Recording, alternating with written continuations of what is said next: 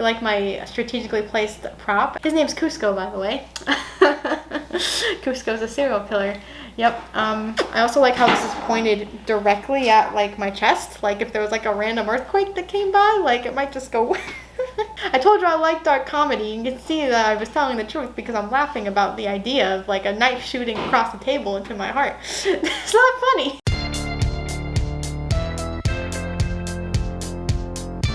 Salutations, I am Becca and this is Words Another Malarkey. Welcome to Spooktober! Technically my last video was a Spooktober video, but I didn't have all my cool pumpkins yet, or my holiday string lights courtesy of Target. So we are in business now. It's getting spooky up in here.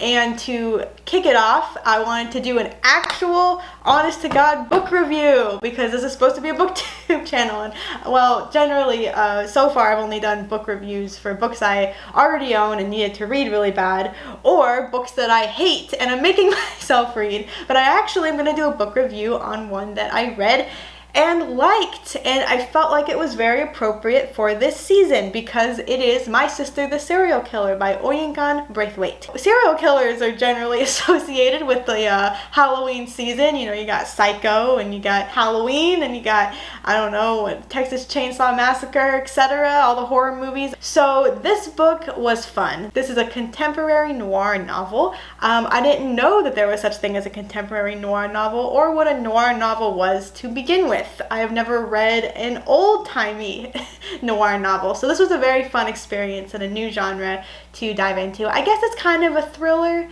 but more or less it's slower paced. It actually, if I had to compare it to anything, I'm going to try not to compare it to this too much because they're very much two different stories, but it would be kind of like an episode of Dexter is how it felt at points. Not only does it involve a serial killer, but it kind of has a somewhat suspenseful aspect to it, but it's not like a thriller or a mystery in the traditional sense. So yeah, that's all I'll say about that.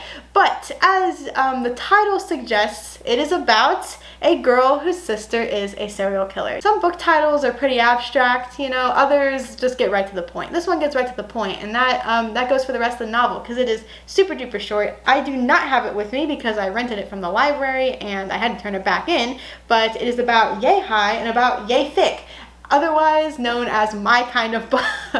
I could have probably read it in yay afternoon, but it actually took me like a week, so it's fine.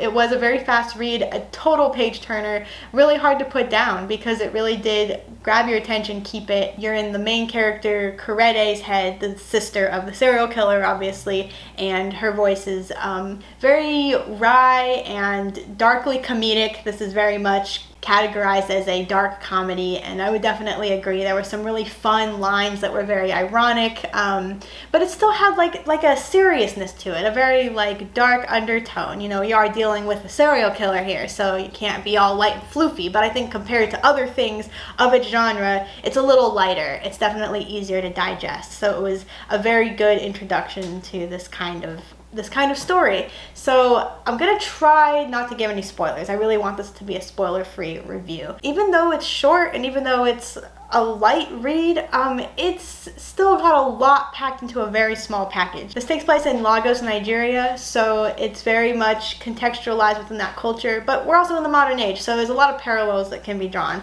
But it was really interesting, and it's also not actually the first book I've read that takes place in Lagos, Nigeria, the first being The Joys of Motherhood by, I can't remember the author's name, but I had to read it in college, and it's very depressing, but it's very much has a lot to say about Nigerian culture and about westernization and all those fun things they get to learn about in college.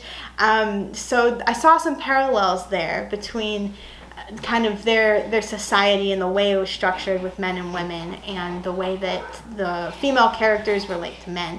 The plot is, maybe I should get to that so that you can understand the context of this, is Kurede is the older sister. She is like plain looking, and her sister Ayula is the pretty one, the favorite child, and she also has a bad habit of killing her boyfriends. And when the story starts, she has just offed her third beau and calls Kurede for help because Kurede, to this point, has been the one responsible for cleaning up said murders. colors. Now she works as a nurse, so she has some knowledge of how to clean out stains such as blood, but she's also kind of a compulsive clean freak. So that part of her character was very interesting and very much informed like her ability to, you know, clean up these crime scenes, and much of her personality and the way that she sees the world. So she tells Ayoola 3 makes you a serial killer, so they say like that's not good. First she thought maybe it was self-defense. That's the excuse that Ayoola gives her every time. And the first time she was like, okay, yeah, that makes sense, like I can believe it. Second time she was like, oh man, that's weird, but like, okay, maybe she just has a bad taste in men. Third one, it's like, okay, something's going on. So she still helps her clean up. She's very complicit in these murders. She's very much the accomplice.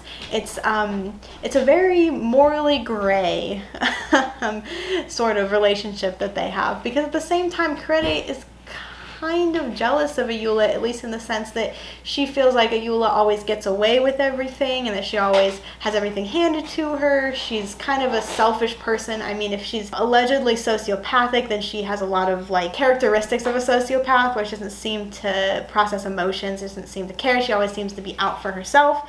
So Krede feels like she, on the one hand, is obligated to help her sister. She's always been her sister's protector. She's always been the one in charge of her, responsible for her as the older sister. And also you get flashbacks to their childhood, and they had a very cruel father, so she protected her sister from their father. And that very much like contextualizes their relationship and explains a lot about the way Krede is and the way Ayoola is. So you get that like really, like it's a really complicated but relatable sisterly bond. Whom among us can't say that we've had a sister who is a serial killer and we had to cover for them? It's very much a story about loyalty, about sisterhood, about what doing the right thing and when and what that means. And I can't say how it ends, but I can say kind of what would be considered the catalyst, which is that at the hospital where Krede works, there's this very cute doctor named Tade, and she likes him, she has a crush on him. But Ayoola walks in, kind of think of that scene in 27 Dresses when the sister walks in, and he immediately, you know, gets shot by arrows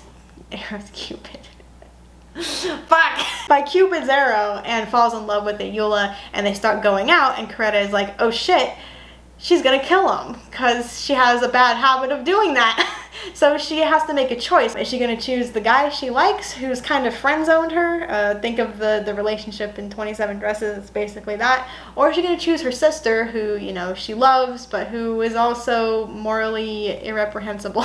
And it's a very morally ambiguous story, because is there a right thing? I mean, yes, there seems to be, but also there's a lot of other factors at play.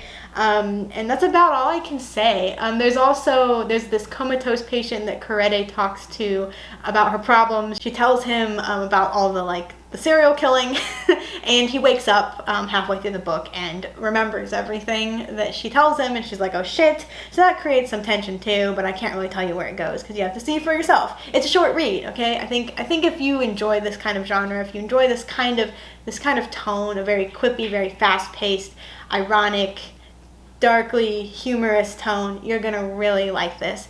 I'm trying to think of like critiques, since this is a book review. There's only one thing that really, I guess, bothered me. I definitely am a fan of shorter books. However, I actually would not have been opposed to 50 extra pages, because I felt like it did move so fast.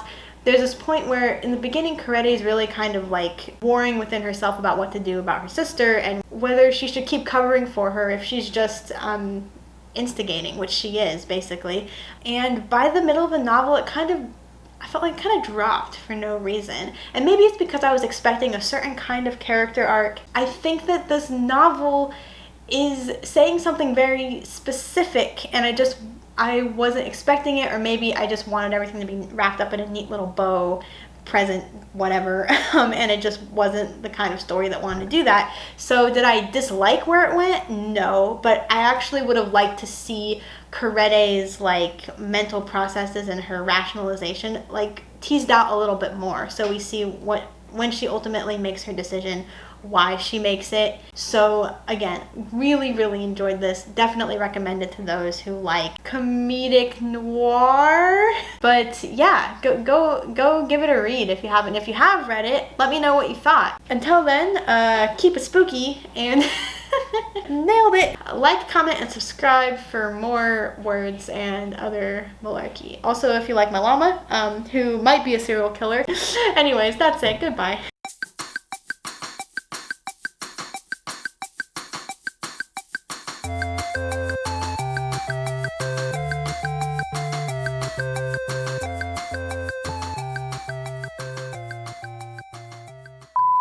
This takes place in Lagos, Nigeria. Oh, my light went out. Is this gonna be one of those days? I swear to fuck, we're gonna film these fucking videos, man. I can't not do this. It's too much fun, damn it. Fun, I said.